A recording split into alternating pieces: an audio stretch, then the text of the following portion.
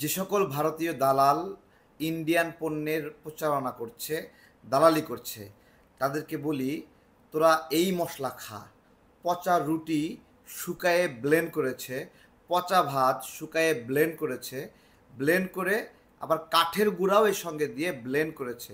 এগুলো দিয়ে ফ্লেভার দিয়ে ইন্ডিয়ান মশলা, যা কিনা ক্যান্সারের কারণ, ক্যান্সারের উপাদান পেয়েছে।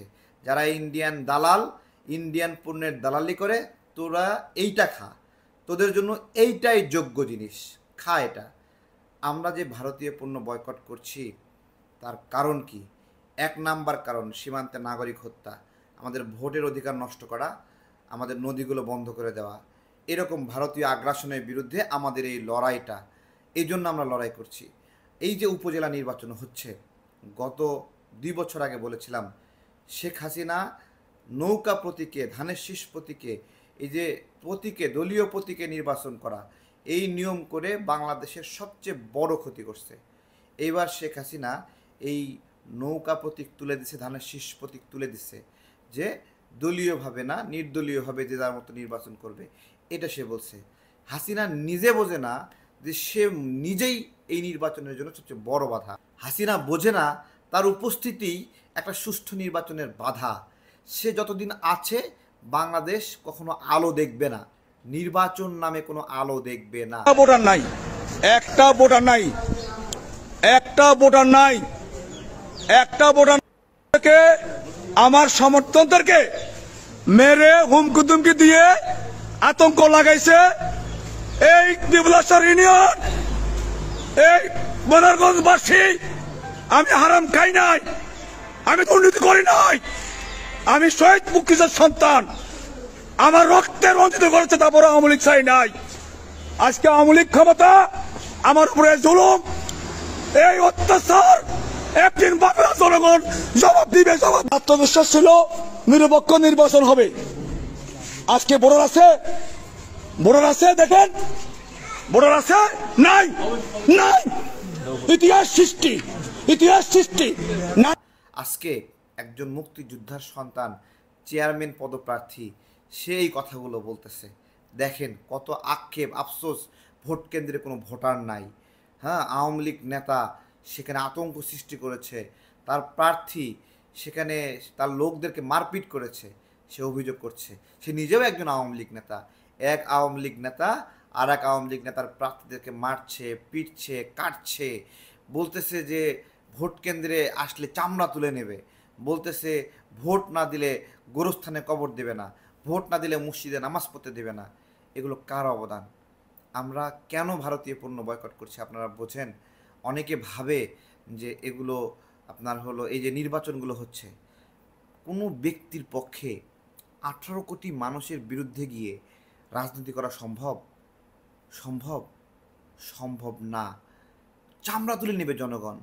কিন্তু শেখ হাসিনা করছে। কেন করছে, কিভাবে করছে? তার নেতাকর্মীদের ক্ষমতায়, পুলিশের ক্ষমতায়, র্যাবের ক্ষমতায়। ওই পুলিশে তো আমার 85% মানুষ যারা হলো হাসিনার বিরুদ্ধে, ওই র্যাবে 85% মানুষ হাসিনার বিরুদ্ধে। তাই নয়, ব্যবসায়ীদের অধিকাংশ হাসিনার বিরুদ্ধে, শুধু বড় কয়েকজন ব্যবসায়ী ছাড়া।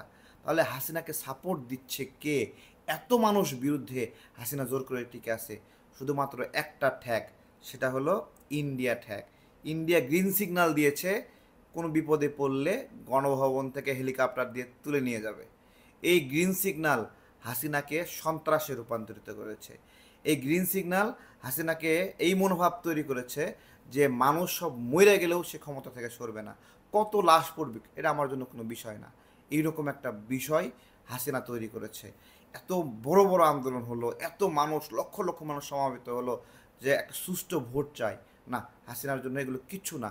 এগুলো কেন কিছু না এটা আপনারা বোঝেন না, বোঝেন না। আমরা এই জন্য ভারতীয় পণ্য বয়কট করছি। আমাদের উপরে যে রাজনৈতিক আগ্রাসন হাসিনা ভারতের মাধ্যমে করছে, সেই ভারতকে এখান থেকে সরাতে হবে।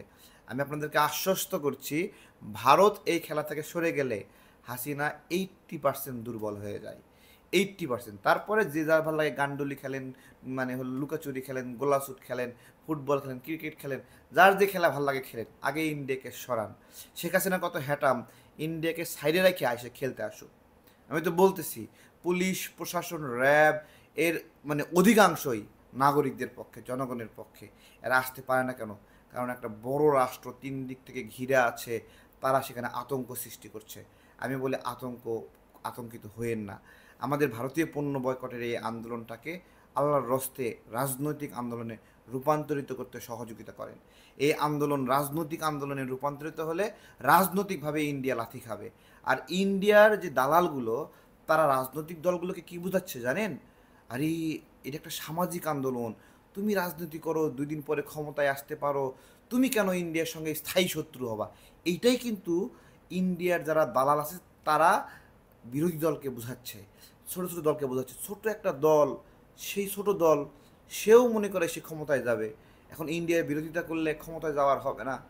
এইরকম একটা গরিব চিন্তা দিয়ে সবাই ডুবে আছে। ক্ষমতায় যাবে, ইন্ডিয়া সহযোগিতা করবে। ইন্ডিয়া হাসিনা ছাড়া কাউকে বিন্দু পরিমাণ বিশ্বাস করে না। কারণ এই দেশের বিরুদ্ধে অবস্থান নেওয়ার মতো একমাত্র ক্ষমতা হলো শেখ হাসিনার। দেশের বিরুদ্ধে অবস্থান নিয়ে ভারতের পক্ষ নেবে। যখন বেগম খালেদা জিয়া মামলা করলেন ভারতের বিরুদ্ধে সমুদ্র সীমা নির্ধারণে, যে ইন্ডিয়া আমাদের সমুদ্র সীমায় ঢুকে মাছ ধরতেছে, আগ্রাসন করছে, এই যে মামলাটা করলেন, এই মামলা করার পরে হাসিনা একটা বক্তব্য দিছিল। হাসিনার সাথে যারা আওয়ামী লীগে রয়েছে, ইন্ডিয়ান দালালরা রয়েছে, তারা মিলে বলতেছিল প্রতিবেশী দেশের সঙ্গে বন্ধুত্বপূর্ণ আচরণ না করার জন্য তারা প্রতিবাদ করলো। তারা প্রোগ্রামও করলো যে প্রতিবেশী দেশের সাথে সম্পর্ক নষ্ট করতেছে বিএনপি। চিন্তা করতে পারেন?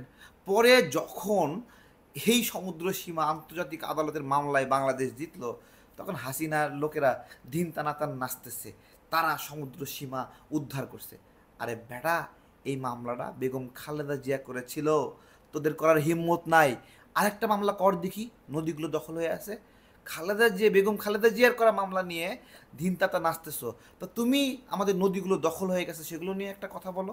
এগুলো নিয়েও বেগম খালেদা জিয়া বিশ্ব জলবায়ু সম্মেলনে আমাদের 54 নদীর উপরে 500 বাঁধ নিয়ে প্রতিবাদ করেছিলেন, এবং এমন ভাষায় প্রতিবাদ করেছিলেন যে ইন্ডিয়ার গায়ে জ্বালা পড়া শুরু হয়েছিল। ইন্ডিয়ার সমস্ত পত্রিকায় লেখা হয়েছে বেগম খালেদা জিয়ার বক্তব্য, যে ভারতের বিরুদ্ধে সে একটা মানে মারাত্মক কথা বলছে। এখন বাংলাদেশের পত্রিকাগুলোতে কী নিউজ হয়েছে জানেন? কী নিউজ হয়েছে? ভারতের পিঠে বেগম খালেদা জিয়ার চাবুক, চপেটাঘাত, এরকম নিউজ হয়েছে।